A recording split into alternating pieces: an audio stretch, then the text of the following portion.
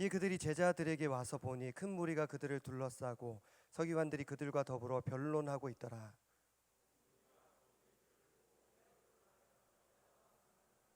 예수께서 물으시되 너희가 무엇을 그들과 변론하느냐?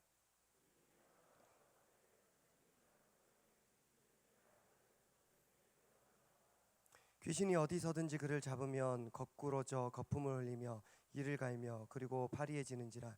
내가 선생님의 제자들에게 내쫓아 달라 하였으나 그들이 능히 하지 못하더이다.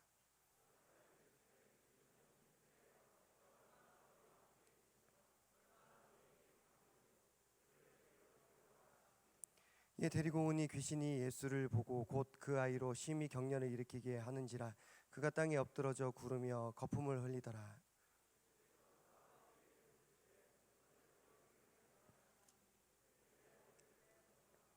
귀신이 그를 죽이려고 불과 물에 자주 던졌나이다. 그러나 무엇을 하실 수 있거든 우리를 불쌍히 여기사 도와주옵소서.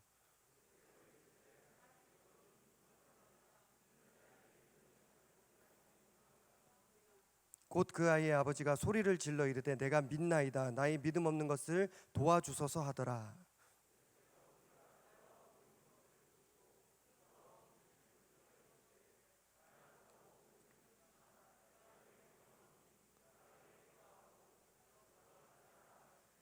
귀신이 소리 지르며 아이로 심히 경련을 일으키게 하고 나가니 그 아이가 죽은 것 같이 되어 많은 사람이 말하기를 죽었다 하나. 집에 들어가심에 제자들이 조용히 묻자오되 우리는 어찌하여 능히 그 귀신을 쫓아내지 못하였나이까? 이르시되 기도 외에 다른 것으로는 이런 종류가 나갈 수 없느니라 하시니라. 아멘. 이제 이 본문의 말씀으로 나의 믿음 없는 것을 도와주소서, 나의 믿음 없는 것을 도와주소서라는 제목으로 말씀을 전하고 함께 은혜를 나누고자 합니다. 내일이 사순절 다섯째 주일입니다. 그리고 오늘은 사순절 다섯째 주일을 앞둔 토요일 저녁입니다. 4월에는 토요일이 총 5번이 있습니다. 그래서 마지막 토요일은 청년부 교구 목사님들께서 설교를 하시니까 5번이 있으니까 제가 4주 동안 말씀을 전하게 될 텐데요. 특별히 저는 이 4월에 3주 동안에는 사순절과 관련된 주제로 말씀을 전하고자 하고, 그리고 부활절 이후에 네 번째 토요일에는 부활절과 관련된 주제로 말씀을 전하고자 합니다. 물론 계획대로 될지는 잘 모르겠지만 일단 그렇게 준비하고 있습니다.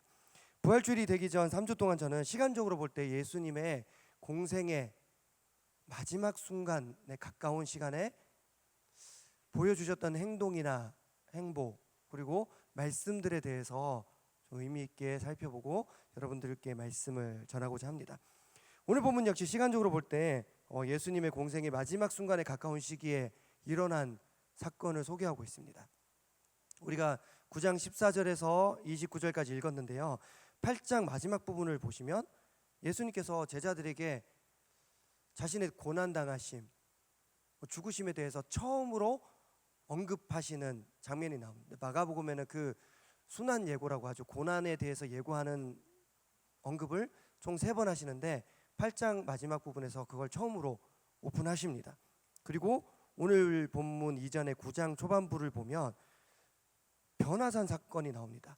사실 산 이름이 변화산은 아닙니다. 그렇지만 그 산에서 영광스러운 모습으로 변화하셨기 때문에 우리가 변화산이라고 하는데요. 그 변화산 사건이 나오는데 그건 역시 예수님의 공생의 마지막 시간쯤에 있었던 그런 사건입니다. 오늘 본문은 변화산 사건 바로 직후에 일어난 일을 소개하고 있습니다. 이 역시 정말 유명한 내용의 말씀이죠. 예수님께서 귀신 들린 아이를 고치신 그런 내용이 나옵니다. 그런데 오늘 본문은 단순히 예수님께서 귀신 들린 아이를 고치셨다, 그리고 귀신 들렸던 아이는 나았다, 단순히 이 메시지만 우리에게 보여주고 있지는 않습니다. 그래서 조금 더 살펴볼 의미가 있습니다. 일단 오늘 본문에 많은 등장인물이 나오는데요. 귀신 들린 아이를 제자들이 고쳤냐 못 고쳤냐? 고치지 못했습니다. 그 제자들의 모습이 나오고요. 이 부분을 놓고 제자들과 변론하는 사람들, 특히 서기관들이 나옵니다. 서로 이렇게 말다툼을 한 것 같습니다. 그리고 예수님을 온전히 믿지 못했던 아이의 아버지의 모습도 있고, 이러한 상황에서 믿음과 기도를 강조하시고 잘 믿어라, 더 기도해라 당부하시는 예수님의 모습도 보입니다. 한 사건에 불과한 내용이지만 이 한 사건 안에 참 많은 살펴볼 내용들이 있다는 것이죠. 일단 우리는 오늘 본문을 살펴보기 전에 오늘 본문의 이전의 상황과 내용을 좀 살펴보기를 원합니다. 방금도 말씀드렸듯이 오늘 본문 바로 직전에는 변화산 사건이 있었습니다. 산에서 예수님의 모습이 영광스럽게 변화된 그런 사건입니다. 참 놀랍게도 엘리야와 모세라는 그 이스라엘 백성들에게 있어서는 레전드, 돌아가신 분들인데 그분들이 예수님과 함께 딱 나타나서 대화를 나누고 계시는 모습이 환상 가운데인지 실제로인지 보여줬습니다. 게다가 그들을 가득 덮은 구름 가운데 하나님의 음성이 드는 거예요. 이는 내 사랑하는 아들이다. 그런 하나님의 음성이 들렸습니다. 이 모습이 얼마나 좋았으면 베드로는 이렇게 말합니다. 우리 다시 산 밑으로 내려가지 말고 여기가 좋사오니 초막 셋을 짓고 여기 같이 있읍시다. 그렇게 요청합니다. 물론 베드로의 예수님을 향한 이 요청, 초막 셋을 짓고 여기 있읍시다, 이 요청은 받아들여지지 않았습니다. 왜냐하면 예수님께서는 그 변화산에 머물러 계실 뿐이 아니라 다시 산에서 내려와서 감당해야 될 사역과 사명이 있으셨고 끝까지 걸어가야 될 그 고난의 십자가가 있었기 때문입니다. 이것은 예수님뿐만 아니라 베드로와 제자들 역시 마찬가지입니다. 제자들도 거기에 머물러만 있으면 안 됐습니다. 거기서 내려와서 영광스러운 자리에만 있는 것이 아니라 내려와서 그들이 감당해야 될 사명과 사역이 있었습니다. 그리고 이것은 오늘 우리에게도 똑같이 이 상황은 주어집니다. 지금 이 시간에 교회에서 예배 드리고 있는 것 정말 여러분들 대단하십니다. 토요일에 7시 41분 이 시간에 여러분들 교회에 나와서 예배 드린다는 거, 많은 것을 희생하고 계신 것입니다. 그렇지만 그럼에도 불구하고 한번 곰곰이 생각해 봅시다. 혹시 나는 지금 어떤 마음으로 교회를, 공동체를 섬기고 있는지를 돌아보십시오. 나에게 주어진 사명과 사역을 그때그때 잘 감당하고 있는지, 아니면 내 눈에 좋아 보이고 내가 볼 때 영광스러운 자리이고 내 마음에 드는 자리만 쫓았던 것은 아닌지, 혹시 내가 섬기고 있는 그 자리가 주님께서 내가 감당하기 힘든 자리지만 맡겨주신 자리인지, 아니면 내가 이게 익숙하고 좋으니까 하고 있는 것인지. 오늘 새벽에 목사님 말씀에 이런 내용이 있었습니다. 다윗은 목동 시절에도 최선을 다했다고. 그렇기 때문에 왕이 될 때에 아랫사람들이 그렇게 그를 지지하면서 많은 사람들이 지지 가운데 왕이 됐었다고. 오늘 새벽에 그런 말씀을 하셨습니다. 여러분들 목동의 자리도 만족하면서 잘 감당하고 계신지 돌아보십시오. 혹시 내 마음에 들고 내가 잘하고 내가 하고 싶은 것으로만 교회와 공동체를 섬기고 계시진 않습니까? 혹시 내 생각, 내 계획과 다른 부르심 앞에서는 거절하거나 그 자리를 떠나신 적은 없으십니까? 혹시 지금 열심히 섬기고 있는 그 섬김의 자리가 나의 영광과 나의 만족을 위한 자리는 아닙니까? 개인적으로 저는 이 질문을 스스로에게 던져봤을 때 많이 부끄러웠습니다. 분명 저는 목사가 되기로 결단했을 때 그 어떤 낮은 자리라도 주님께서 보내시면 가겠습니다, 그런 마음으로 이 길을 선택했던 것 같습니다. 제가 아주 나이가 많은 목사는 아니지만 그래도 지금까지 걸어온 길을 돌아보면 마냥 저의 욕심만을 채웠던 것도 아니고 실제로 고생길도 제법 있었던 것 같긴 하지만, 과연 그것이 다 주님에 의한, 주님을 위한 길이었는지 돌아보면 글쎄요, 자신 있게 대답할 수가 없습니다.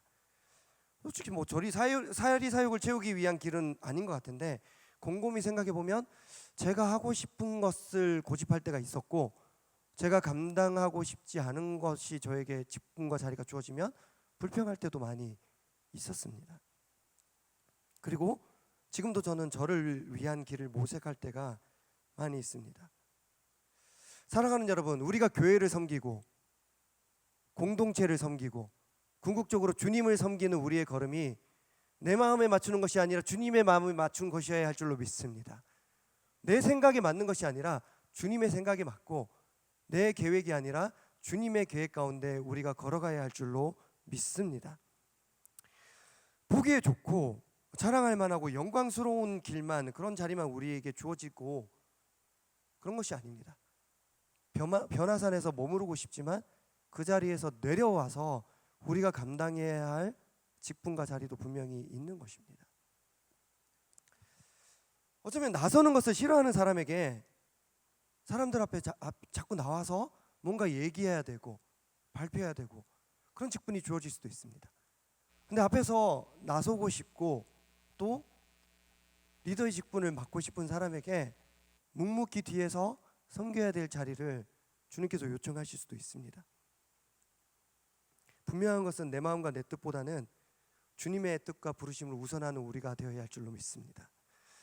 올 한해 2022년 부흥과 회복이라는 주제로 연초에 부흥회도 집회도 하고, 저도 처음 이 자리에서 설교했던 설교의 제목이 돌아가는 길이라는 제목으로 말씀을 전했습니다.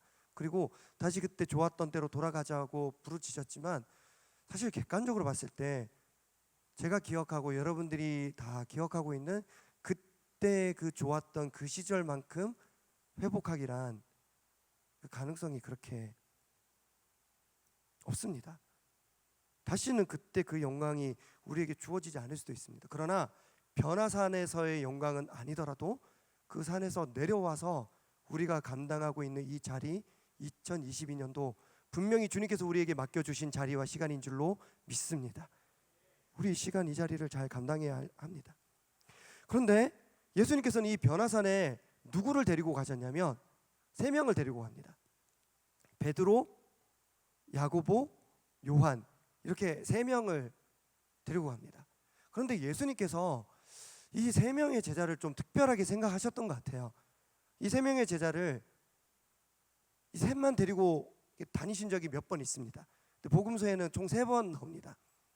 야이로의 회당장 야이로의 딸을 고치러 가실 때 소녀야 일어나라 달리다고, 그때 이 3명의 제자를 데려가셨고, 또 한 번은 잡히시기 직전에 겟셋마네 동산에서 기도하셨습니다. 그때 이 베드로, 야고보, 요한 3명 데려갔습니다. 그리고 변화산에 가실 때도 베드로, 야고보, 요한 3명을 데려가셨습니다. 사랑하는 여러분, 우리는 예수님을 따르는 사람, 예수님과 함께하는 사람, 예수님 곁에 머무는 사람이 되어야 합니다. 다시요. 예수님을 따르는 사람, 예수님과 함께하는 사람, 예수님 곁에 머무는 사람이 되어야 합니다. 예수님을 따르지 않았고 예수님과 함께 있지 않았던 나머지 제자들과 같은 삶이 아니라 다 영광스러운 자리만 있었던 것은 아니거든요. 그런데 항상 예수님의 곁을 지키는 새 제자와 같은 삶을 우리가 살아야 할 줄로 믿습니다. 물론 예수님께서 그 3명의 제자들만 특별하게 하셨을 수도 있습니다. 저도 특정한 곳에 가거나 뭔가 할 때 특정한 사람만 데리고 가거나 특정한 사람에게만 연락할 때가 있습니다. 그런데 저의 경험에 의하면 이 3명의 제자만 특별하게 생각하셨을 수도 있지만 3명의 제자들만 유달리 예수님의 곁에 머물렀을 수도 있습니다. 제가 사역을 해보면 특별하게 누군가만 데려가는 게 아니라 요청을 해도 받지 않는 지체들이 많이 있습니다. 어느 교회에서나. 그래서 늘 제 옆에서 도와주시는 분들만 도와주십니다. 어쩌면 베드로와 야고보, 요한 역시 예수님의 편애와 특별한 사랑을 받았을 수도 있지만 다른 제자들은 굳이 따르지 않는 장소까지도, 시간까지도, 그 자리까지도 이들만은 계속 예수님의 곁을 지켰을 수도 있습니다. 그런데 오늘 본문의 사건은 그 예수님 곁을 지켰던 베드로와 야고보, 요한의 사건이 아니라 예수님의 곁을 지키지 않았던 나머지 제자들에게 있었던 일을 소개하고 있습니다. 변화산 사건을 체험한 후에 베드로는 거기에 계속 머물고 싶었지만 예수님께서는 안 된다고 하셨고 다시 나머지 제자들이 있는 곳으로 함께 내려왔습니다. 그랬더니 오늘 상황이 벌어졌습니다. 공경에 처한 상황인데요. 예수님을 따라가지 않았던 제자들은 귀신 들린 한 아이를 고치려고 시도를 했던 것 같습니다. 못 고쳤지만 어쨌든 시도를 했습니다. 아마도 그들은 자신이 있었던 것 같아요. 이들은 이미 귀신 들린 사람을 많이 고쳐본 경험이 있습니다. 마가복음 6장에 보면 예수님께서 12제자를 부르셔서 전도 여행을 보낼 때 한 사람씩 안 보내고 둘씩 보내십니다. 그래서 이단 종파들도 보면 그 전도할 때 그 외국인들이 이렇게 성경 공부 가르친다고 하면서 이렇게 이름표 하얀색 달고 다니시는 그런 분들도 꼭 2명씩 전도하고, 웬만한 이단 그게 성경에 기록된 전도법입니다. 둘씩 보냅니다. 근데 그때 많은 이적을 일으킵니다. 마가복음 6장 12절 13절 말씀입니다. 한번 띄워주시면 함께 읽겠습니다. 마가복음 6장 12절 13절 함께 읽겠습니다. 시작. 제자들이 나가서 회개하라 전파하고 많은 귀신을 쫓아내며 많은 병자에게 기름을 발라 고치더라. 아멘. 이 전도 여행에서 이 제자들이 예수님이 곁에 안 계셨는데도 불구하고 많은 이적을 행했습니다. 그리고 많은 병자들을 고쳤고 귀신 들린 사람들을 도와줬습니다. 귀신을 쫓아냈습니다. 그러니까 능력도 있고 체험도 있는 사람들입니다. 그런데 그 능력 있는 제자들이 이번에는 실패했습니다. 그리고 그로 인해서 오늘 본문 14절 말씀을 보면 큰 무리가 제자들을 에워싸고 있습니다. 특별히 서기관들이 그들을 에워싸고 그 제자들과 함께 변론하고 있습니다. 아마 또 능력 없는 제자들을 향한 외부의 공격이었겠죠. 세상이 교회를 향해서 좋은 말만 하는 것이 아니지 않습니까? 나쁜 말을 더 많이 하죠. 마치 그런 것과 같습니다. 너희들 예수님의 제자라며 능력 있다며 하나님의 아들이라며 근데 뭐야 못 고치네? 너희 좋은 교회라며 근데 왜 이래? 목사님이시라면서요 근데 왜 그러세요? 이런 겁니다. 예수님의 제자라며 근데 왜 능력이 없어? 왜 못 고쳐? 지금도 교회를 향한 세상의 비판이 있지만 예수님 당시에도 예수 믿는 공동체들을 향한 이런 공격은 계속 있었습니다.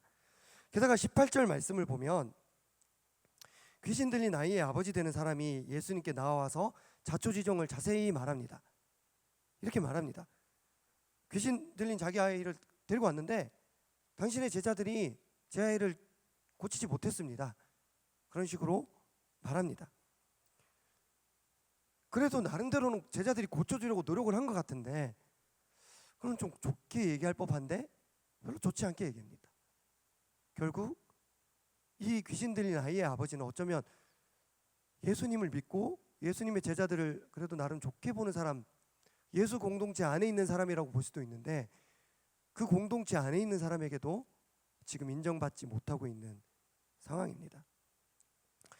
어쩌면 이는 교회 내부의 문제일 수도 있습니다. 세상이 교회를 신뢰하지 못하는 것도 참 속상한 일인데 교회 안에서조차도 서로 신뢰하지 못하는 상황입니다.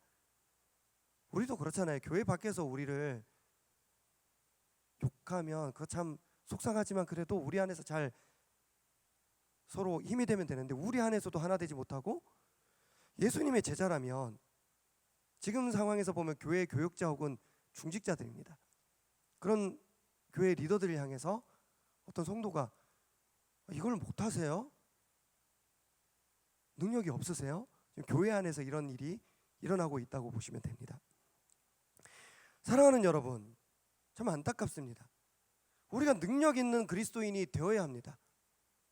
우리가 능력 있는 그리스도인이 되기 위해서는 어떻게 해야 합니까? 방법은 딱 하나밖에 없습니다. 우리가 예수님의 곁을 떠나지 않으면 됩니다. 예수님 곁에 머무르면 됩니다. 예수님 늘 따라다니고 늘 예수님과 함께 해야 할 줄로 믿습니다. 그걸 우리 원로 목사님께서 이렇게 말씀하십니다. 바짝 붙여라. 과거에 얼마나 대단한 삶을 살았고 예전에 우리가 얼마나 많이 모였고 예전에 내가 얼마나 대단한 일을 했고 예전에 내가 예수님 없이도 귀신 들린 사람 다 고쳐내고, 귀신 쫓아내고, 병든 사람 고쳐내고, 내가 다 했어. 이거 영화 대사 같은데? 내가 귀신 들린 사람 고쳐내고 사우나도 가고 다 했어.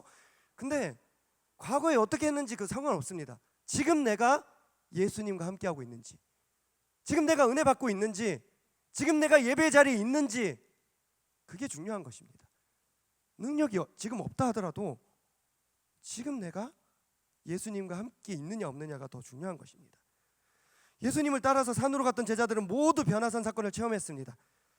이 세 사람이 특별히 능력 있는 사람이라고 저는 장담하기는 좀 쉽지가 않습니다. 왜냐하면 이 세 사람이 함께 따라갔던 겟세마네 동산에서 이 사람들은 능력 없는 모습을 보여줬거든요. 예수님께서 부탁하셨습니다. 날 위해 기도해 달라고. 근데 이 세 사람 기도 못했습니다. 계속 잤어요. 능력 있는 사람으로 볼 수는 없습니다.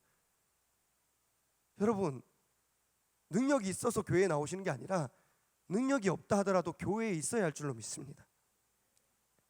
내가 비록 연약하더라도 예수님과 함께 있으면 예수님 때문에 우리는 능력 있는 그리스도인이 될 줄로 믿습니다. 부디 예수님을 꼭 붙들고 동행하시는 능력의 2022년이 되기를 축복합니다. 자, 그런가 하면 저는 이 14절 말씀에서 한 단어, 한 표현에 또 눈길이 가는데요. 그것은 바로 변론이라는 단어입니다. 우리 14절 말씀 함께 읽겠습니다. 우리 14절 말씀 시작. 이에 그들이 제자들에게 와서 보니 큰 무리가 그들을 둘러싸고 서기관들이 그들과 더불어 변론하고 있더라. 아멘. 이 제자들이 귀신 들린 아이를 제대로 고치지 못했습니다. 그러니까 능력을 행하지 못했고 좋은 모습을 보여주지 못한 상황에서 뭐라고 했냐면 변론하고 있습니다. 서기관들과 말싸움하고 있었던 거예요. 그러니까 이게 별로 보기 좋은 모습으로 보이지가 않습니다. 어떻게 보면 이게 진짜 능력은 없는데 서로 말만 하고 있는 거예요. 이렇게 서로 네가 맞냐 내가 맞냐 변론하고 있는 거죠. 그러나 사실 이 나빠 보이는 이 변론이라는 것이 그렇게 나쁜 게 아닙니다. 어쩌면 이 변론이라는 것은 유대인들을 세계적인 민족, 이스라엘을 세계적인 국가로 만들어준 유대인들만의 독특한 교육 방법입니다. 들어보셨을 수도 있는데 변론이라는 뜻을 가진 히브리 단어, 히브리어가 뭐냐? 하브루타라는 단어를 들어보셨습니까? 혹시 교육 쪽으로 관심이 있으시면 하브루타 들어보셨을 것입니다. 하브루타 교육법. 나중에 한번 인터넷 쳐보십시오.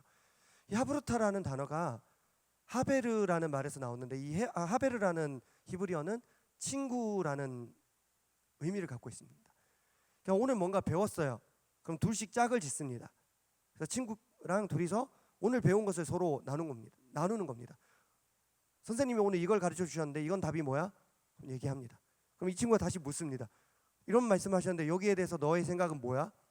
이런 토론 학습법, 변론 학습법이 바로 하브루타입니다. 이 하브루타에 대해서 들어보신 분들도 계시겠지만 좀 더 이해를 돕기 위해서 이 시간 잠시 영상을 하나 보도록 하겠습니다. 영상 한번 틀어주시면 감사하겠습니다. 네, 이런 일이 있었습니다. 그러니까 이 영상이 여러분들 다 보셨죠? 근데 이 영상이 저작권이 있는 영상이라서 지금 실시간으로 예배를 드리시는 분들은 이 영상이 지금 송출이 안 됐습니다. 그리고 이 유튜브로 나중에 편집해서 설교 영상을 올려도 이 영상은 유튜브에 못 올릴 가능성이 큽니다. 그래서 양해를 구합니다. 실시간으로 예배를 드리고 계시거나 그리고 나중에 유튜브로 그 말씀을 들으실 분들은 양해를 구합니다. 그리고 그런 차원에서라도 현장에서 드리는 예배의 자리로 다시 나오게 되기를, 건강히 회복되시기를 기대하며 기다리겠습니다. 제가 종종 이런 걸 할까 합니다. 궁금해서 도대체 뭔 얘기를 한 거예요 그때. 영상을 못 보신 분들을 위해서 제가 영상의 내용을 요약해 드리겠습니다. 그러면 안 나올라나?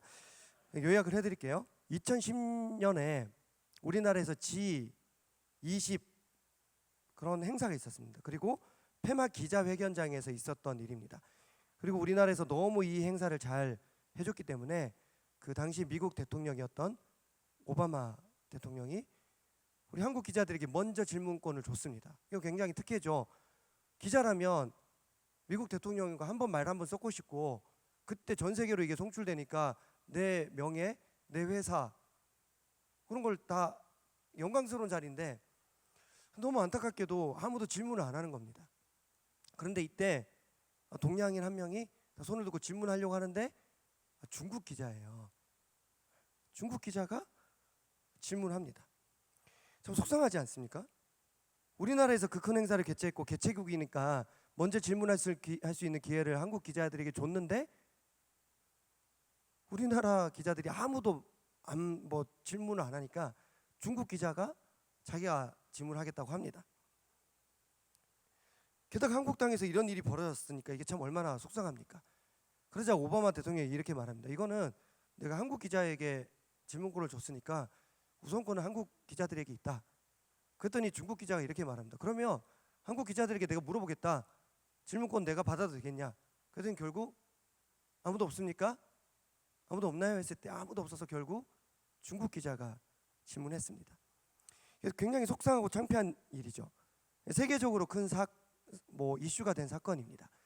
한국 기자들은 기자인데 그 자리에 있으면서 왜 한마디 안 하는 걸까? 그럴 거면 뭐하러 그 자리에 기자회견장에서 있는 것일까? 세계적으로 참 많은 비난을 받았던 사건입니다. 그리고 이 사건을 통해서 하브루타 교육법이라는 것이 우리나라에 이슈가 됩니다. 그리고 아까 전에 보여준 영상은 2014년에 총 6부작으로 EBS에서 방영된 다큐멘터리인데 왜 우리는 대학에 가는가? 이런 제목으로 6번에 걸쳐서 방영된 다큐멘터리 중에 한 2분 정도 되는 장면입니다. 그 다큐멘터리를 처음부터 끝까지 다 보면 이런 내용도 있습니다. 공부 열심히 해서 대학에 갔습니다. 그런데 수업 마칠 때쯤 돼서 교수님이 묻습니다. 질문? 아무도 없습니다. 학생들에게 수업 중간에도 뭔가 하시다가 물어보십니다. 혹시 궁금한 거? 아무도 없습니다. 다들 받아쓰기만 하고 있습니다. 참 안타까운 우리의 교육 현실입니다. 그런데 여러분들이라면 저 상황에서 오바마 대통령께 질문할 수 있겠습니까? 여러분들은 중고등학교 때, 대학교 때 선생님께 저 그거 잘 모르겠는데요. 다시 한번 설명해 주세요. 그렇게 하신 적 있으십니까?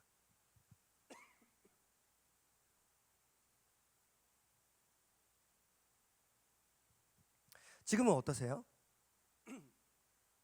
뒤에서 친한 사람들끼리 속닥속닥 하는 거 말고 공개적인 자리에서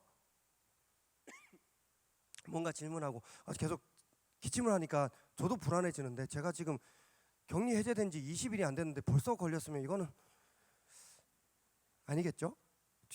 어떠세요? 여러분들 교회에서 공개적으로 뭔가 손들고 나서서 이야기하신 적이 있습니까?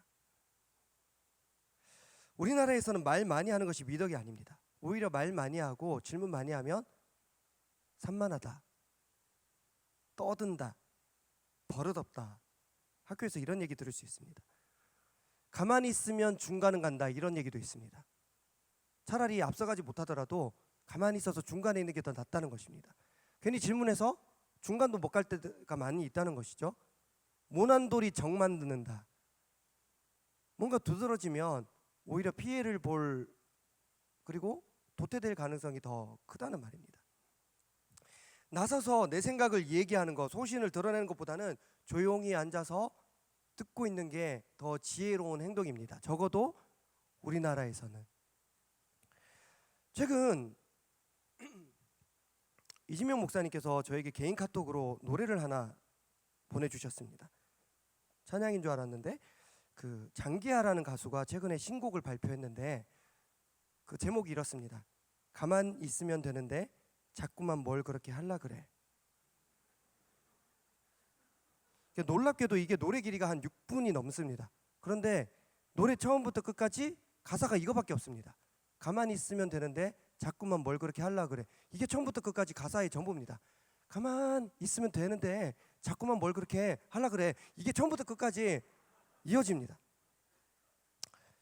이런 노래를 만들고 발표하는 장기하도 참 놀랍고 저에게 이런 노래를 보내는 목사님도 참 놀랍고 이게 꼭 뭔가 해보려고 하는 저에게 주시는 메시지 같아서 더 놀라웠습니다.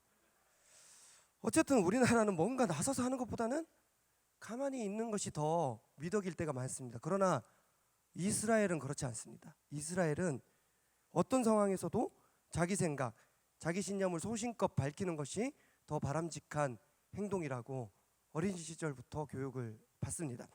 실제로 이스라엘 사람들 지금도 부러지면 부러졌지 타협을 하지 않습니다. 다른 나라에서 살더라도 이스라엘 백성들, 유대인들은 자기 전통, 자기 예배, 자기 신앙 철저히 지키면서 살아갑니다. 가스실에 끌려가더라도 자기 신앙 지키는 사람들이 유대인들입니다. 그래서 그런지 지금도 세계를 움직이고 있습니다. 자, 그런 측면에서 봤을 때 오늘 본문 14절에서 읽었던 변론이라는 것도 그렇게 나쁜 것만은 아닙니다.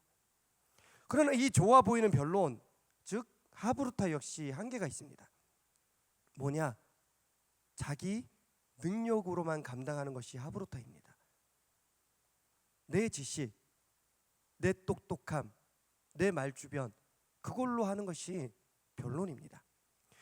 물론 우리는 능력이 있어야죠. 담대히 말할 수 있는 능력과 힘이 있어야 합니다. 그러나 우리 힘으로만 감당하는 것은 바람직하지 않습니다. 그렇게 각자 자기 입장에서만 변론하고 있던 그 많은 무리들, 제자들을 포함해서 그 많은 무리들을 향해서 예수님께서 말씀하시는 표현이 있습니다. 19절 말씀입니다. 우리 19절 말씀 함께 읽겠습니다. 19절 시작. 대답하여 이르시되 믿음이 없는 세대여 내가 얼마나 너희와 함께 있으며 얼마나 너희에게 참으리요 그를 내게로 데려오라 하시매. 아멘. 예수님께서는 서로 변론만 하고 있던 무리들을 향해서 이렇게 말씀하셨습니다. 믿음이 없는 세대요.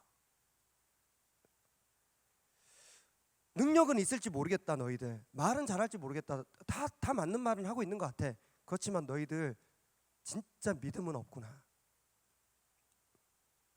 그게 믿음이 없는 세대여입니다. 제자들도 똑같고 제자들과 변론하고 있는 서기관들고 똑같고 귀신 들린 아이 아버지도 그렇고 둘러싼 모든 이들도 그렇고 다 믿음 없는 세대라는 것입니다. 우리는 분명 능력이 있어야 합니다. 그러나 능력만 있으면 안 됩니다. 우리에게 믿음이 있어야 할 줄로 믿습니다. 우리 청년 세대가 믿음의 세대가 되어야 할 줄로 믿습니다. 교회 일도 마찬가지입니다. 능력으로만 하면 안 됩니다. 내가 가진 능력으로만 교회 일을 감당하시는 분들이 있습니다. 당장에는 아무 문제 없습니다. 잘할 수 있습니다. 그러나 나중에 문제가 생깁니다. 부작용이 있습니다. 한계가 있습니다. 부디 능력만 있는 것이 아니라 믿음도 함께 있는 믿음의 세대가 되기를 축복합니다. 믿음이 없으면 자동적으로 사라지는 것이 있습니다. 그것은 바로 올 한 해 깨어있는 교회, 깨어있는 성도라는 모토로 우리가 함께 가고 있는 우리 명성교회 담임 목사님께서 계속해서 강조하고 계신 것인데, 믿음이 사라지면 함께 사라지는 것은 바로 기도입니다. 그래서 19절에서 예수님께서 이렇게 말씀하십니다. 너희들 믿음이 없는 세대라고 라고 말씀하셨는데 29절에서는 이렇게 말씀하십니다. 우리 29절 말씀 함께 읽겠습니다. 시작. 이르시되 기도 외에 다른 것으로는 이런 종류가 나갈 수 없느니라 하시니라. 아멘. 서로 자기 말이 맞다고 변론할 정도로 능력도 있고 똑똑하고 자부심이 있는 사람들이었습니다. 그런데 믿음은 없었던 사람입니다.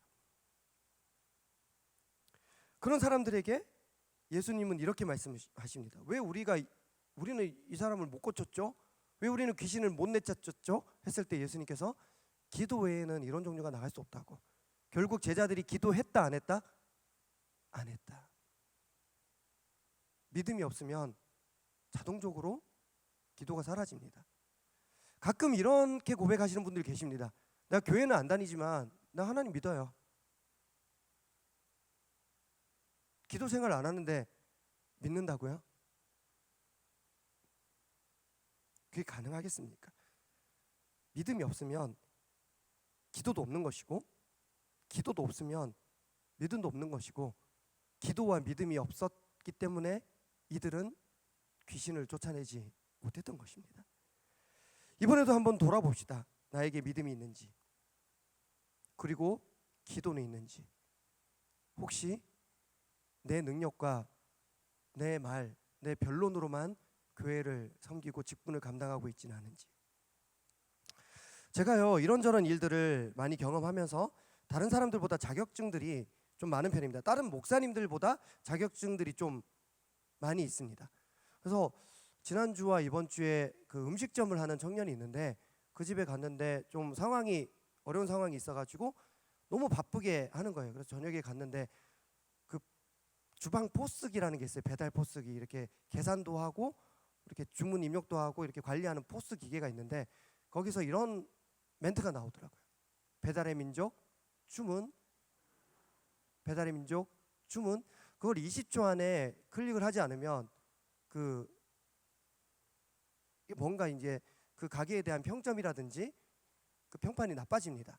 그래서 빨리 그걸 해줘야 되는데 그 빨리 이제 주문 수락, 메뉴 확인해서 위치 확인해서 몇 분에 도착할지 그런 거를 내가 체크를 해줘야 됩니다. 그리고 우리 가게에 배달부가 없으면, 배달 기사가 따로 없으면 어떤 그 배달 대행하시는 분들께 이렇게 요청을 해야지 포장인지 배달인지 확인하고. 그래서 그 청년이 그걸 클릭을 하지 못하고 있길래 습관적으로 내가 그거라도 해줄까? 뭐 그런 생각이 있었습니다. 근데 그거는 뭐 자격증이 아니라 그런 일을 해봤기 때문에 이제 자동적으로 익히게 된 기술이고, 한 번은 제가 수지침 자격증을 딸 기회가 있었습니다. 수지침 아세요? 침 이렇게 포켓에 들고 다니면서 좀 체했다 싶으면 이렇게 침 놔주고 그 정도 할 수 있는 수지침.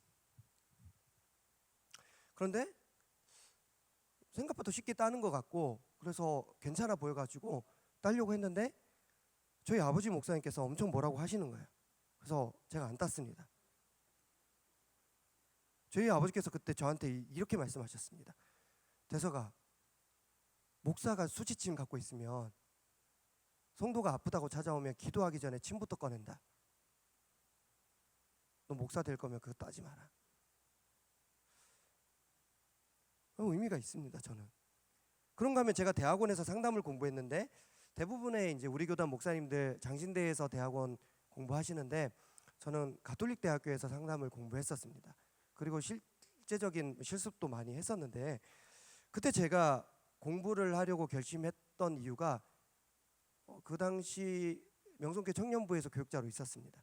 근데 생각보다 많은 청년들이 저에게 삶의 문제를 가지고 면담을 요청했는데 제가 답할 수 있는 게 별로 없더라고요. 내가 뭘 안다고 쉽게 말을 할 수 있을까? 그래서 공부할 생각은 전혀 없었지만 청년들에게 조금이라도 보탬이 되는 교육자가 되고 싶어서 상담을 공부할 대학원을 갈 결심을 했습니다. 2016년부터 학교를 다녔으니까 2015년에 그 학교에 지원하려고 공부를 하면서 제가 담임 목사님께 허락을 받으러, 그 당시 이제 하남에 계셨으니까 하남에 가서 허락을 받기 위해서 갔습니다. 저 상담 공부를 할 필요를 느낀다고. 그런데 그 당시 목사님께서 제가 상담 공부를 하겠다고 하신 것을 그렇게 탐탁지 않게 생각을 하시더라고요. 이런 말씀을 하시더라고요.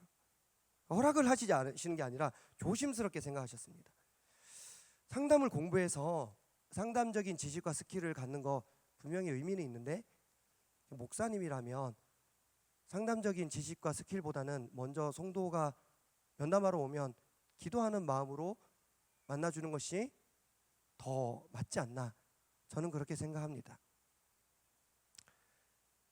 여러분들 지금 표정이 근데 왜 했어? 막 이런. 근데 그때는 이미 근데 아예 막으신 것은 아니고 그래도 공부하면 좋을 것 같아요. 그렇게 잘 공부해서 또 청년부 지체들 잘 상담했으면 좋겠다, 그런 권면도 해주셨습니다. 수지침 자체가 나쁜 것은 아니지만 목사로서 수지침 자격증을 따지 않은 것은 잘한 것 같습니다. 아프다고 찾아온 성도 앞에서 기도하기 전에 침부터 꺼내는 목사가 되지 않은 것은 참 다행인 것 같습니다. 제가 대학원에서 상담을 전공했지만 여전히 목사로 살고 있어서 참 감사합니다. 상담을 공부했다고 해서 상담적인 기술과 지식이 뛰어난 목사가 되기보다는 여러분들을 위해서 조금이라도 더 기도하는 목사가 되는 것이 저의 소망입니다. 비록 제가 지금 이 시간에는 여러분들 앞에서 말씀을 전하는 목회자로 이 자리에 있지만 일주일의 대부분은 제가 성도의 마음으로 교회를 섬깁니다. 사실 그래도 교육자로서의 역할을 감당하고 사역을 감당해야 되기 때문에 늘 성도의 마음을 유지하기는 쉽지 않지만 그래도 나름대로 저도 성도의 마음을 유지하기 위해서 노력을 합니다.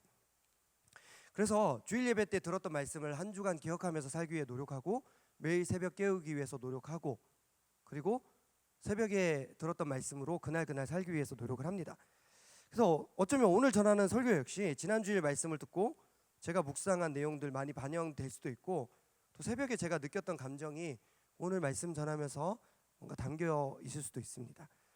이번 주에는 이런 묵상을 많이 했습니다. 결정에 대해서 그리고 영적 자세에 대해서.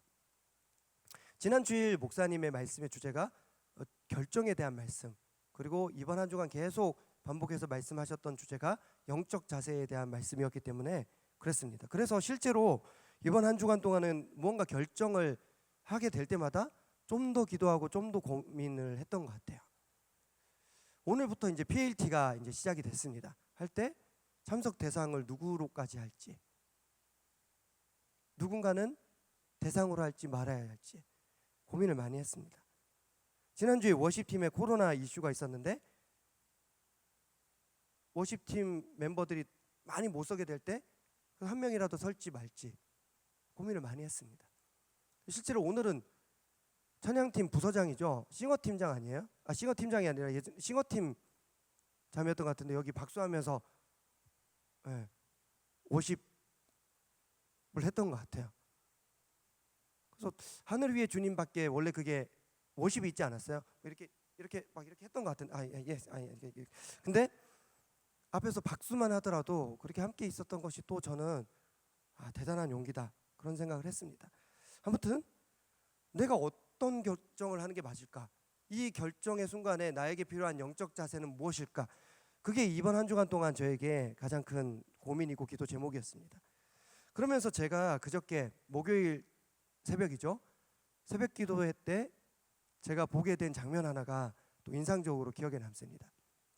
제가 목요일은 새벽을 본당 2층에서 안내를 합니다. 마침 2층에 있어서 그 장면을 목격했습니다. 목요일 날 어떤 목사님이 설교하셨는지 기억나십니까?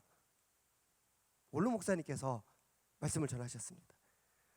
내용은 안 물어보겠습니다. 그런데 말씀 도중에 갑자기 찬양을 부르셨습니다. 나의 갈 길 다가도록 예수 인도하시니 이런 찬양을 부르셨습니다. 다들 편안하게 목사님 찬양을 듣고 계신데 유독 안절부절 못하는 한 사람이 있었습니다. 반주자.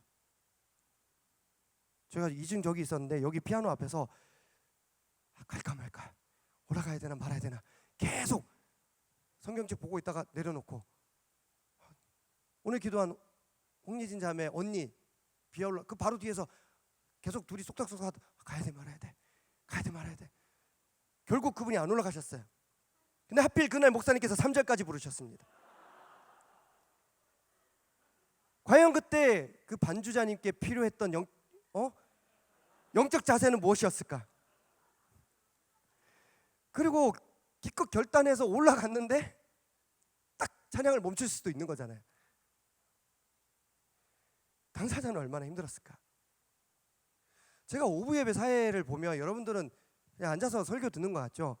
근데 가끔 조마조마할 때가 있습니다. 담임 목사님께서 비염이 올라오실 때가 있거든요. 그러면 큰일 났네 이러시면서 계속 이렇게 코를 푸시면서 이렇게 설교를 하시는데 여기 있는 거를 다 쓰실 때가 있습니다. 그러면 지금 나한테 있는 것을 갖다 드릴까? 그런데 저는 확신이 있습니다. 가만히 있으면 되는데 자꾸만 뭘 그렇게 하려고 그래. 그래서 가만히 있었습니다. 하나님께서 낫게 해주셨습니다. 지난 주일에 목사님께서 많은 결정 앞에서 스트레스를 받는다 그런 말씀을 하셨습니다. 근데 저도 부서 전체를 담당하다 보니까 뭔가 결정을 할 때 스트레스가 됩니다. 그리고 저희 결정에 따라서 청년부 지체들도 이게 입장차가 있으니까 어떤 분들은 좋다고 하고 어떤 분들은 싫다고 하고 또 수요일 새벽에는 목사님께서 그 빛, 어떤 곳이나 빛도 있고 그림자도 있다 늘 빛 가운데만 있으면 안 되고 어두운 자리도 감당해야 되는 그런 말씀하셨는데 여러분들 저의 한마디 한마디에 빛과 그림자가 다 있습니다. 그래서 결정을 할 때마다 저는 스트레스를 받습니다. 그러나 저는 우리 공동체가 올 한 해 기도 많이 하는 공동체가 되어야 할 줄로 믿습니다.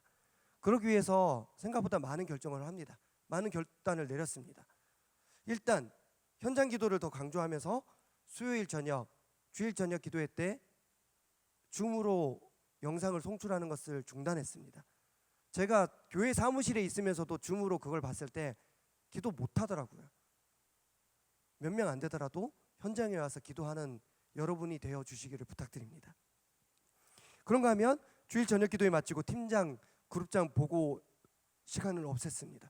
이로 인해 많은 혼란이 있었죠. 팀장이 언제 오고 그룹장은 A 그룹장부터 할지 교구마다 여러 혼란이 있고 리더들 고생하고 부회장들 다 설명하느라 고생하고 그렇지만 그렇게 해서라도 제가 기도 시간을 확보하기 위해서 그런 결단을 내렸습니다. 그리고 요즘 이런 노래 계속 생각이 납니다. 가만히 있으면 되는데 자꾸만 뭘 그렇게 하려 그래. 임원단들 리더들 고생할 때마다 그런 마음이 듭니다. 가만히 있을까? 그래도 저는 우리 청년부가 믿음이 없는 세대가 되기 전에 기도 외에 다른 종류의 것이 더 많아지기 전에 특히 변론만 하는 공동체가 되지 않기 위해서 점점 더 기도에 힘쓰는 믿음의 세대가 되어야 할 줄로 믿습니다. 기도와 예배의 자리를 지키기 위해 다른 많은 것을 포기하게 될 것입니다. 그러나 영광의 자리가 아니라 그 자리에서 내려와서 광야의 자리라 할지라도 예수님과 함께 머무는 자리, 겟셋만의 동산, 그 기도의 자리가 우리에게 더 영광의 자리가 될 줄로 믿습니다. 말씀을 맺겠습니다. 귀신 들린 아이 결국 예수님께 고침받았습니다. 그런데 이 과정에서 예수님과 그 귀신 들린 아이의 아버지 사이의 대화가 참 재밌습니다. 흐름이. 귀신 들린 아이를 보고 먼저 예수님께서 물으셨습니다. 21절 말씀입니다. 제가 읽을 테니까 여러분들 눈으로 따라오세요. 21절 말씀. 예수께서 그 아이 아버지에게 물으시되 언제부터 이렇게 되었느냐 하시니 이르되 어릴 때부터니이다. 그러자 이에 대해 아버지가 이렇게 대답합니다. 22절입니다. 귀신이 그를 죽이려고 불과 물에 자주 던졌나이다. 그러나 무엇을 하실 수 있거든 우리를 불쌍히 여기사 도와주옵소서. 아이 아버지의 이 대답이 예수님의 마음에 들지 않으셨습니다. 할 수 있거든. 이 언급이 예수님의 마음에 들지 않았습니다. 그래서 이렇게 말씀하셨습니다. 23절 말씀입니다. 예수께서 이르시되 할 수 있거든이 무슨 말이냐? 믿는 자에게는 능히 하지 못할 일이 없느니라 하시니 그러자 결국 그 아버지는 이렇게 드디어 부르짖습니다. 24절입니다. 곧 그 아이의 아버지가 소리를 질러 이르되 내가 믿나이다. 나의 믿음 없는 것을 도와주소서 하더라. 아멘. 오늘 설교 제목이죠. 예수님과 그 귀신 들린 아이의 아버지 사이에 주고받았던 대화를 보면 물 흐르듯이 매끄럽게 대화가 진행되고 있습니다. 어쩌면 변론, 하브루타 같습니다. 한 사람이 얘기하면 한 사람이 대답하고 한 사람이 얘기하면 또 한 사람이 이렇게 대답하고 서로 주고받고 있습니다. 제자들이 능히 귀신 들린 아이를 고치지 못한 상황에서 예수님께서는 모든 사람들을 싸잡아서 비판했습니다. 뭐라고 하셨습니다. 믿음이 없는 세대라고. 그런 상황에서 아이를 데려오라고 하시고 언제부터 이렇게 되냐고 물으셨을 때 어렸을 때부터 이랬다라고 합니다.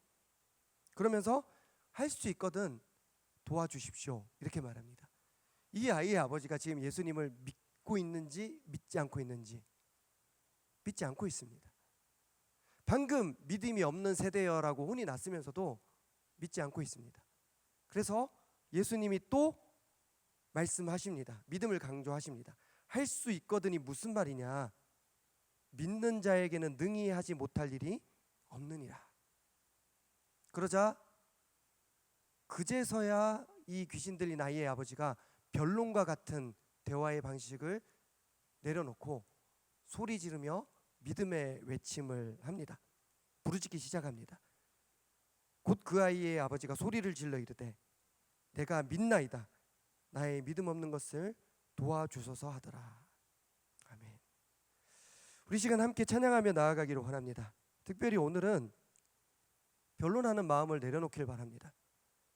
믿음과 의심 사이에서 반쯤 걸쳐있는 마음을 내려놓으시기 바랍니다. 할 수 있거든 도와달라는 마음이 아니라 내가 믿나이다, 나의 믿음 없는 것을 도와주소서라고 부르짖는 시간이 되기를 바랍니다. 주님께서는 다 도와주십니다. 심지어 이런 것도 도와주십니다. 나 지금 믿음이 없어요. 믿음 없는 것을 도와주소서. 이것이 믿음의 고백이 될 때 주님께서는 도와주실 줄 믿습니다. 우리 시간 함께 내 능력과 지혜와 지식이 아니라 믿음의 자리로 나아가기를 바라며 함께 고백하겠습니다.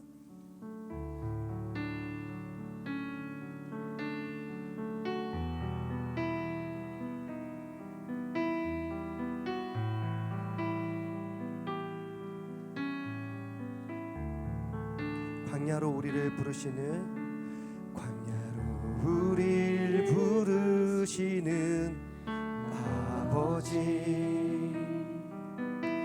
나를 낮추시고 돌이키시는 내 아버지, 고단한 삶 억눌린 짐 모두 버리고 주의 임재로 부족함 없는 그 광야로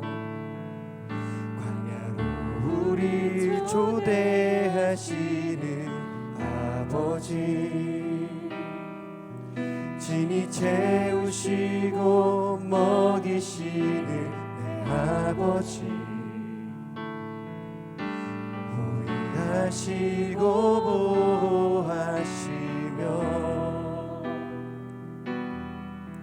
눈동자같이 날 지키시는 그 광야로, 우리 다시 한번 광야로 우리를 부르시는, 광야로 우리를 부르시는 아버지, 나를 낮추시고 돌이키시는 내 아버지, 고단한 삶 억눌린 삶 모두 버리고 주의 임재로 부족함 없는 그 광야로 우리를 초대하시는, 광야로 우리를 초대하시는 아버지, 진히 채우시고 먹이시는 내 아버지, 호위하시고 보호하시며 눈동자같이 날 지키시는 그 광야, 화려한 세상을 나와 거칠은 광야로 험한 자로 가득한 그곳에서 어서 나와 아버지 말씀 있는 곳, 아버지 얼굴 있는 곳, 온전히 주의 자녀 삼으시는 광야로, 그 넓은 광야로, 그 넓은 광야로 나오라. 내 사랑하는 주님 손잡고 자기 부인하고 십자가 지고 예수님 걸으셨던 광야로,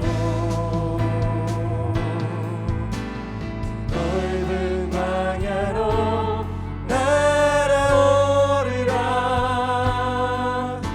주께서 주신 날개를 달고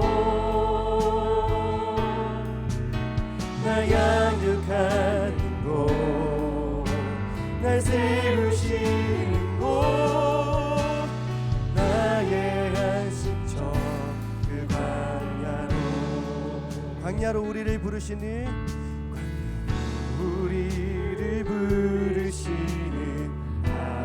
아버지 나를 낮추시고 돌이키시는 내 아버지 여러분들 돌아오십시오. 고단한 상업 눌린 짐 모두 버리고 주의 임재로 부족함 없는 그 광야로 우리를 초대하시는 우리 초대하시는 아버지 친히 채우시고 먹이시는 내 아버지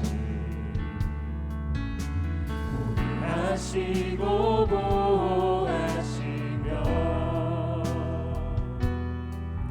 눈동자같이 날 지키시는 그 광야 화려한 세상을 나와 화려한 세상 우리가 있을 곳은 변화산이 아닙니다. 거칠은 광야로 우리가 있어야 할 곳이 여기입니다. 한자로 가득한 그곳에서 어서 나와 아버지 말씀 있는 곳 아버지 얼굴 있는 곳 온전히 주의 자녀 삼으시는 광야로 그 넓은 광야로 넓은 광야로 나오라 내 사랑하는 주님 손잡고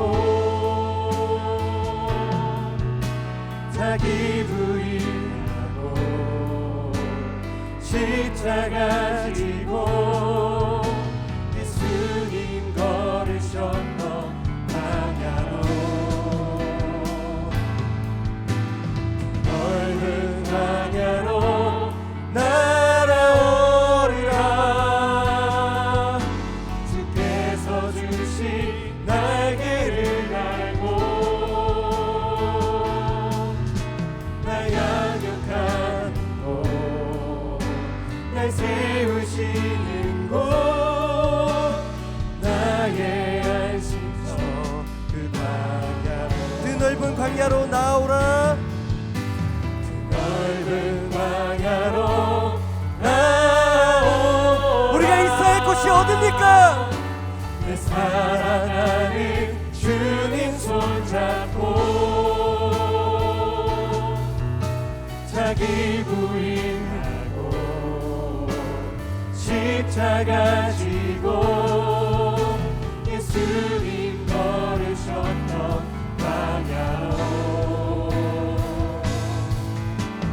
넓은 광야로 날아오르라 주께서 주신 날개를 달고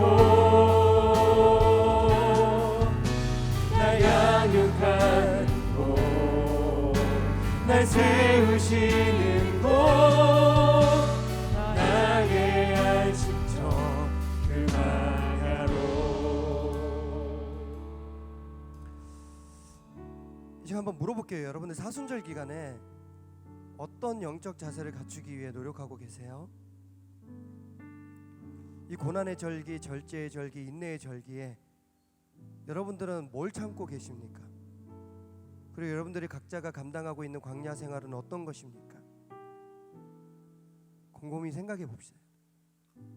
여러분들 교회에서 말을 많이 하세요? 기도를 더 많이 하세요? 일을 더 많이 합니까? 예배를 더 많이 드립니까? 봉사를 더 많이 하세요? 은혜를 더 많이 누리고 계세요? 지난 주일 중요한 결정을 앞두고 취해야 할 우리의 바람직한 영적 자세에 관한 말씀을 듣고 저는 모든 결정 앞에서 더 신중하려고, 더 고민하려고 하고 있습니다. 그런데 뭔가 좋은 결정을 내리려고 할수록 저의 마음과 태도는 더 비판적이게 되고 이것저것 따지게 될 때가 더 많더라고요. 다른 사람들과 변론하는 일도 많아졌고, 그리고 논리로든 힘으로든 제 말과 제 입장과 제 생각과 제 결정이 맞다는 것을 보여주려고 많이 노력하게 되는 것 같습니다. 그런 저에게 수요일 새벽 담임 목사님의 말씀은 또 가르침과 위로가 되었습니다. 상황을 막론하고 비판하는 자세는 좋지 않다고. 그래서 저는 다시 또 기도합니다. 주님, 좀 더 똑똑한 사람이 되어서 좀 더 말 잘하고 좀 더 일 잘하고 좀 더 변론을 잘하는 사람이 되기보다는 사순절 이 기간에 좀 더 인내하고 헤아릴 줄 아는 사람이 되게 해달라고. 뭔가 할 줄 아는 것이 많고 능력이 많은 사람이 되기보다는 기도 더 많이 하는 목사가 되게 해달라고. 우리 시간 함께 같은 마음으로 기도하길 원합니다. 올해가 3개월이 지났습니다. 4월입니다. 지난 3개월 동안 어떤 모습으로 직분을 감당하고 있고 또 예배를 섬기고 계십니까? 또 교회를 다니고 있습니까? 돌아보면서 우리 회개합시다. 말보다는 기도를, 일보다는 예배를, 봉사보다는 은혜를 더 누리는 우리가 되게 하여 주시옵소서. 변화산 영광스러운 모습과 위치가 되기 위해서 열심히 섬기고 봉사하는 것이 아니라 내가 머물고 싶은 자리에만 머무는 교회 생활이 아니라 예수님처럼 변화산에서 내려오더라도 자기 십자가 지는 사순절 기간이 되게 하여 주시옵소서. 언제나 예수님 곁을 떠나지 않았던 새 제자와 같은 삶이 될 수 있도록 인도하여 주시옵소서.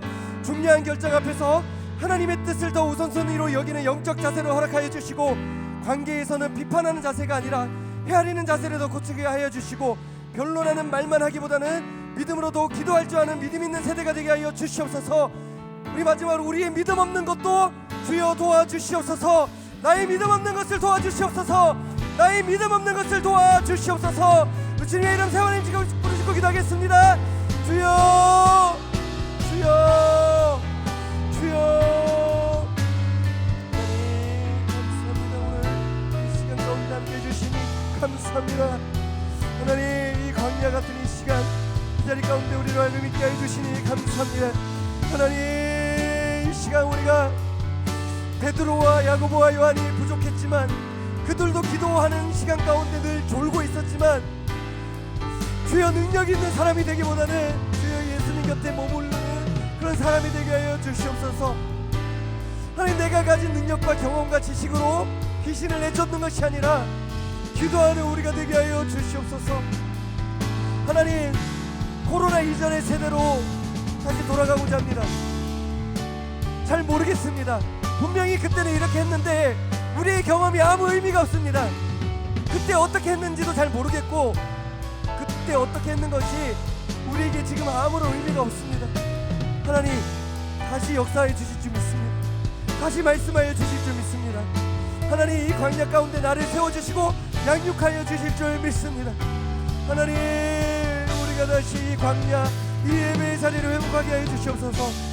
그 옛날에도 우리가 이 예배 자리가 편했기 때문에, 좋았기 때문에, 좋은 시간만 있었기 때문에 이 자리가 좋았던 것은 아니었던 것 같습니다. 힘들더라도 이 자리를 내게 주어진 청년의 때에 믿음의 세대로 잘 지키게 하여 주시고, 하나님 붙들고 더욱더 승리할 수 있는 우리가 되게 하여 주시옵소서. 하나님, 변론하기보다는 기도하는 우리가 되게 하여 주시옵소서. 주여 도와주시옵소서. 넓은 광야로 나오라. 내 사랑하는 주님 손잡고 자기 부인하고 십자가 지고 예수님 걸으셨던 광야로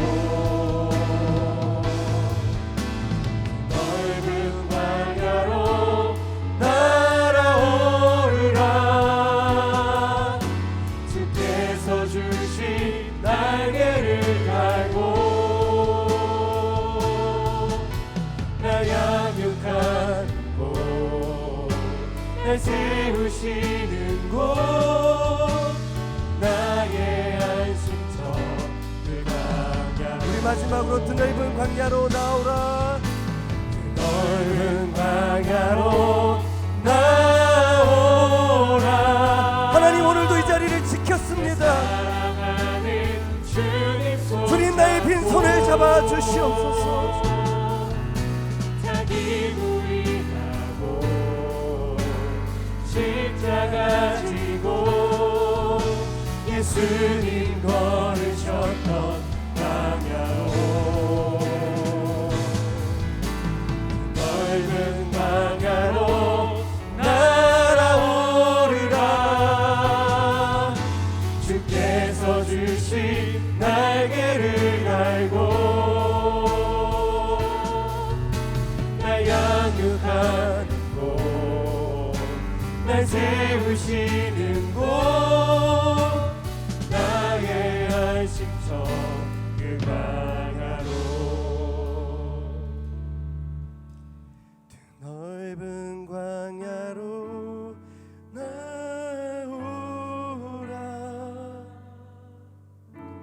내 사랑하는 주님 손잡고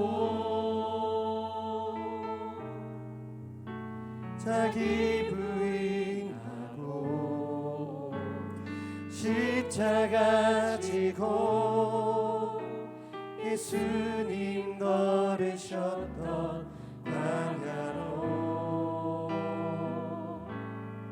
그 넓은 광야로 날아오르라. 주께서 주신 날개를 달고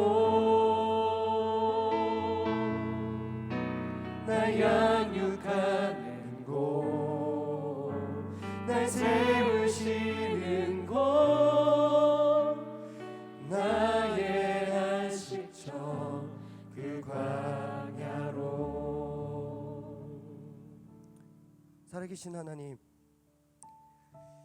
오늘 이 시간에도 우리의 이 광야와 같은 예배의 시간과 자리를 허락하여 주시니 감사합니다.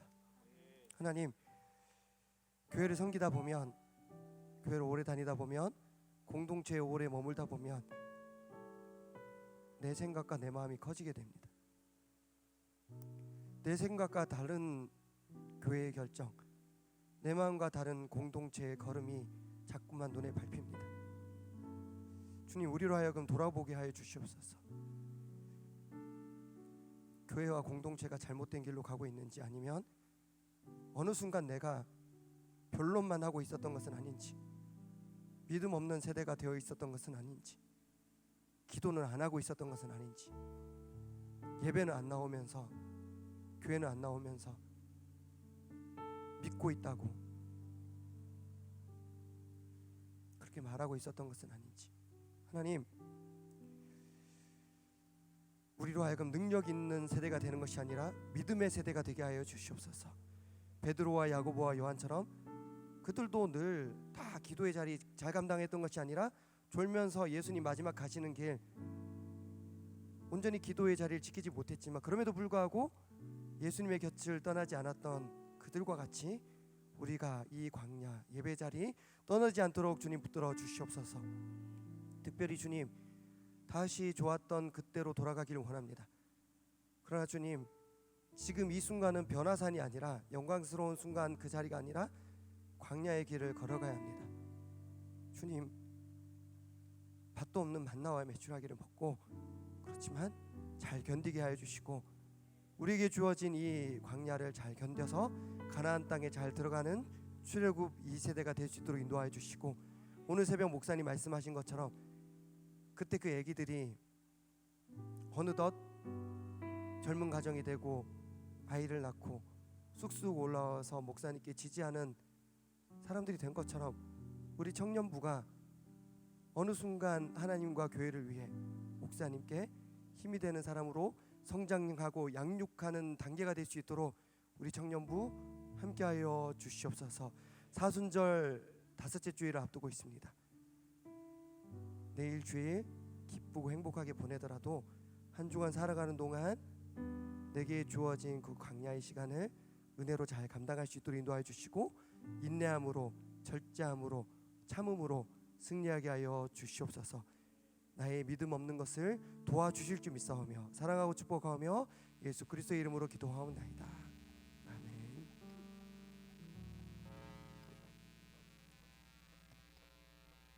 믿는 것과 아는 일에 우리가 하나가 되어야 돼요.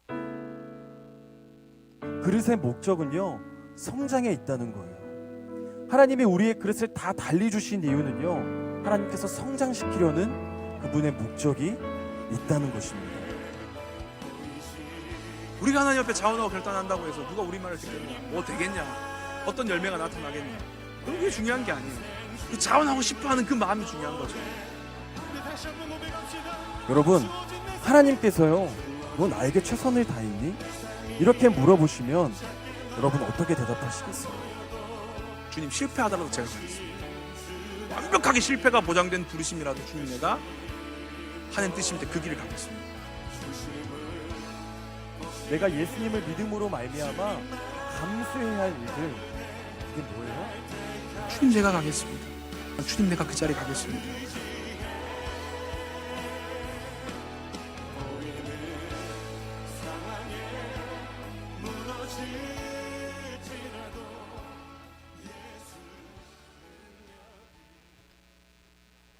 오늘 우리 세 가족 환영하는 시간을 갖도록 하겠습니다. 오늘 청년부에 한 분의 세 가족이 와주셨습니다. 우리 97기 김혜인 자매 와주셨습니다. 우리 먼저 박수 한번 하겠습니다. 혜인 자매가 어디에 계신가요? 네, 반갑습니다. 네, 좋으셨나봐요. 이렇게 보통 이렇게 손 들고 하는데 저한테 이렇게 인사를 해주셨어요. 반가워. 소개하겠습니다. 오늘부터 시작합니다. 그렇죠, 오늘 오셨으니까. 혜인 자매님과 우리의 연결교리, 또 이지명 목사님 그거죠, 연결고리. 따스한 봄날 찾아온 혜인 자매님을 사랑의 마음으로 환영해 주세요. 우리 핸드폰 불빛을 켜고 우리 환영하는 노래 하겠습니다. 주의 하나님, 주 너의 하나님 여호와가 너의 가운데 함께 하시니 그는 구원을 베푸신 전능자시라.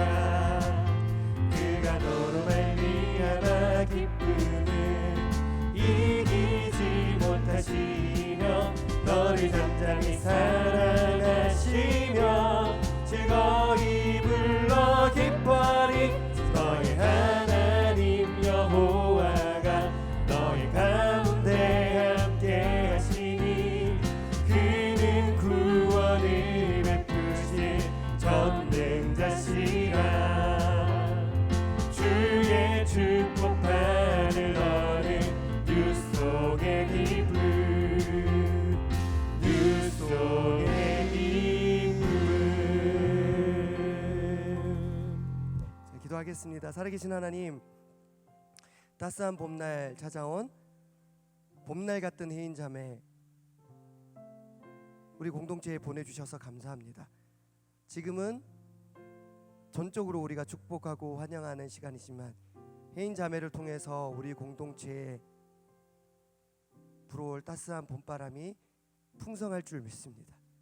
주님, 함께 잘 걸어갈 수 있도록 인도하여 주시고 이 시간을 통하여 믿음 없는 세대로 우리가 그 세대를 함께 경험하는 것이 아니라 기도가 넘치고 믿음이 넘치고 주님과 가까워지는 예배를 풍성히 경험하게 하여 주시옵소서. 혜인 자매 4주 동안 교육받고 훈련받는 동안 아름다운 그런 교제와 우리 교회를 알아가는 시간 되게 하여 주시고 또 좋은 팀으로 잘 등반할 수 있도록 인도하여 주시옵소서. 계속해서 교육을 받고 있는 새 가족들이 있습니다. 2주차, 3주차, 4주차 한 걸음 한 걸음 걸어갈 때마다 주님께로 가까이 나가는 베드로와 야고보와 요한 같은 제자 되게 하여 주시옵소서. 사랑하고 축복하며 예수 그리스도 이름으로 기도하옵나이다. 아멘. 우리 마음을 다해 박수하겠습니다. 잘 오셨습니다. 감사합니다. 네, 다음 주에 결혼하시는 커플들도 있는데 부끄러워서 앞에 못 서겠대요. 여러분도 굉장히 마음이 그렇죠. 부끄럽다고. 근데 약간 앞에 나서는 것에 대해서 좀 내성적인 그런 오바마 대통령이 물었을 때 그 기자 중에 한 명이었던 것 같아요. 그래서 저는 이제 개인적으로 또 축복하는 마음으로 나왔으면 좋겠는데 본인의 마음이 또 그런 마음이 있네요. 그래서 다음 주에도 여기에 앞에서 예배 가운데 와 있어요. 그래서 다음 주에도 결혼하는 지체들이 많이 있음을 기억하면서 함께 축복하는 마음으로 기도해 주시면 감사하겠습니다. 우리 유송제이 광고하겠습니다. 다음 주 부활절 내일이죠. 부활을 기다린 사순절 5째 주일입니다. 그래서 계속해서 우리가 주중에는 이 고난을 깊이 묵상하며 회개 절제, 경건의 삶 힘써 주시기 바랍니다. 세 가지 프로그램을 진행합니다. 낮 12시에 종어의 기도, 그리고 사순절 복음서 읽기 매일 5장씩 합니다. 사순절 한 끼 금식을 하시고 그 헌금을 이제 교회에 내주시면 그걸 통해서 산불 피해자 돕기 캠페인을 합니다. 여러분들 기억해 주시고 참여해 주시기를 부탁드립니다. 특별히 올해 4월 17일로 알고 있는데 부활절 주일이 총동원 주일입니다. 오부 예배 총동원 행사가 진행됩니다. 코로나로 인해서 현장 예배로 돌아오지 못하는 많은 지체들이 있습니다. 올해만 해도 한 번도 현장 예배 나오지 못한 지체들이 있습니다. 각 팀별로 그 지체들에 대해서 그 전날 유송 예배, 그리고 그 다음 날 유송 예배, 그리고 또 4월 17일 부활주일 예배 잘 올 수 있도록 권면해 주시고 현장 예배를, 광야의 자리를 잘 돌아올 수 있도록 권면해 주시기를 부탁드립니다. 1업 비드업 우리 성경 읽기 프로그램이 청년대학부에서 진행되고 있습니다. 열심히 성경을 읽어주시고 또 하나님 만나주시고, 그리고 마음이 닿는다면 여러분들 힘써서 모금도 해주시기를 부탁드립니다. 그 모금해 주시는 그 모금액은 다 우크라이나 전쟁 피해 복구를 위해서 우리가 보낼 계획이오니 그렇게 마음을 모아주시기를 부탁드립니다. 오늘부터 PLT가 시작되었습니다. 그리고 다음 주 목요일 금요일 저녁에 에이스가 진행이 됩니다. 김남수 목사님께서 하나님 나라 복음의 제자 양육, 하나님이 원하시는 풍성한 삶 주제로 목요일 저녁 8시에 진행이 되고요.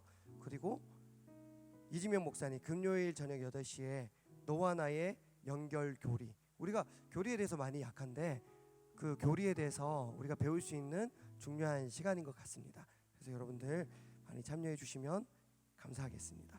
오늘도 우리 예배를 위해서 관현악부로 또 찬양팀으로 임원단으로 음량으로 방송실에서 또 안내로 예배 자리로 나오는 발걸음과 손길로 눈길로 말길로 애써주신 모든 여러분들께 감사를 드립니다. 우리 모든 부서 또 섬기는 모든 지체들 감사한 마음을 담아서 우리 박수하겠습니다. 감사합니다. 감사합니다. 감사합니다. 우리 다 일어나겠습니다. 우리 이렇게 인사하겠습니다. 믿음 있는 세대가 될 줄로 믿습니다. 믿음 있는 세대가 될 줄로 믿습니다. 믿음 있는 세대가 될 줄로 믿습니다. 우리 다시 한번 이렇게 인사하겠습니다. 기도합시다. 기도합시다. 기도합시다. 기도합시다. 네. 우리 오직주 찬양하겠습니다.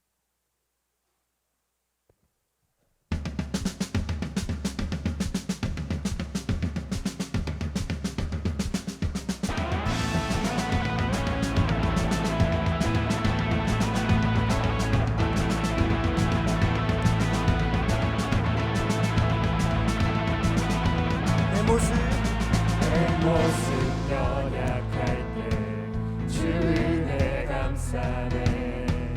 연약한 나를 최고 세우시네.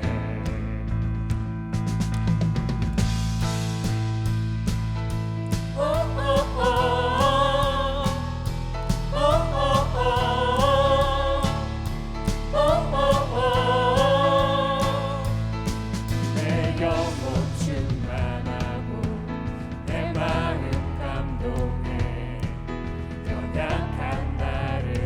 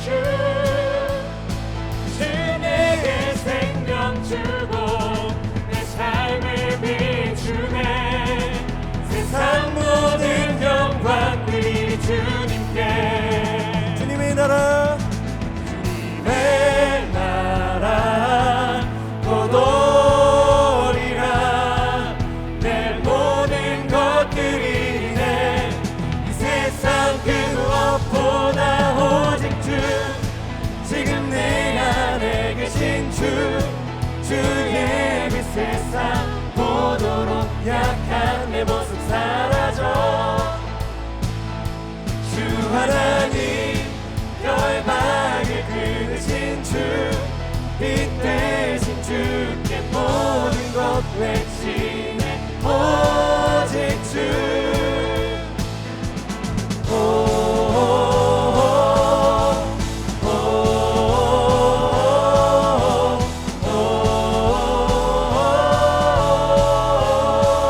주님의 나라 주님의 나라 주님의 나라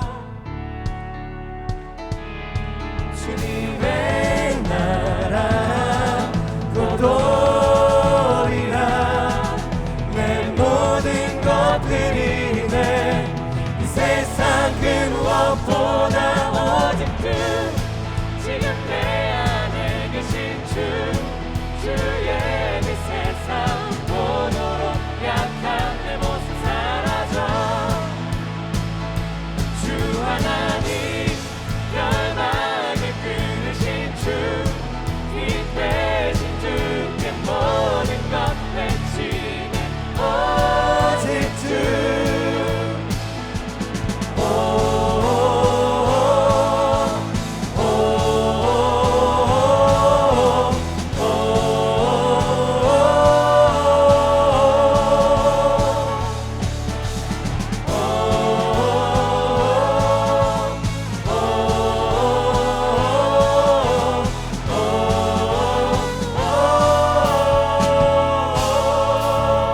하나님께 영광의 박수 올려드리길 원합니다.